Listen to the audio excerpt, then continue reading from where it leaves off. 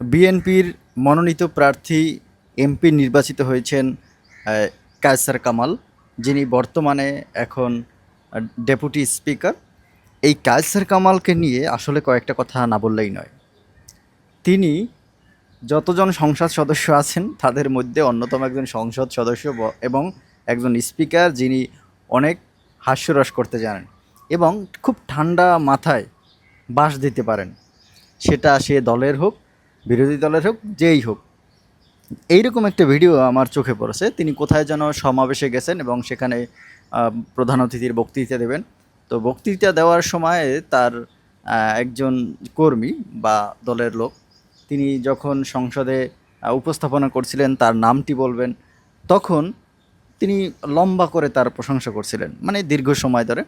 তখন কায়সার কামাল, মাননীয় deputy speaker, তিনি পিছন থেকে এসে তাকে কীভাবে, মানে হাস্যরসে তাকে মোটামুটি বুঝালেন যে এরকম প্রশংসা তিনি কাম্য করেন না বা এগুলা বলা ঠিক না।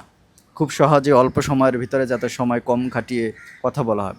তো এই যে বিষয়গুলো আমরা এগুলো দেখেছি অনেক, যেমন নেতাদের ক্ষেত্রে বড় বড় মির্জা ফখরুল ইসলাম সহ বিভিন্ন নেতার ক্ষেত্রে আমরা দেখছি। আমরা তারেক রহমানের প্রধানমন্ত্রী, তার ক্ষেত্রেও দেখেছি যে তিনিও এরকম দীর্ঘ প্রশংসা সেটা পছন্দ করেন না। তো সেইগুলোর মধ্যে আমার সবচেয়ে বেশি যেটা একটু ভালো লেগেছে, যে এখানে আজকের যে ভিডিওটির কথা বললাম, যে কায়সার কামাল ডেপুটি স্পিকার, তিনি ওই লোকটিকে যেভাবে আদর করে করে তার সময়টা করলেন, মানে তাকে বুঝালেন যে না, অল্পতে শেষ করো। এটা সত্যি একটা অন্যরকম, অন্য লেভেল। তো এই রকম নেতা যদি হয়, এরকম নেতা যদি সব বিভাগে বা সব আসনে হয়, তাহলে কিন্তু এমপিদের ভিতরে, মানুষের ভিতরে একটা পরিবর্তন আসতে বাধ্য আসলে।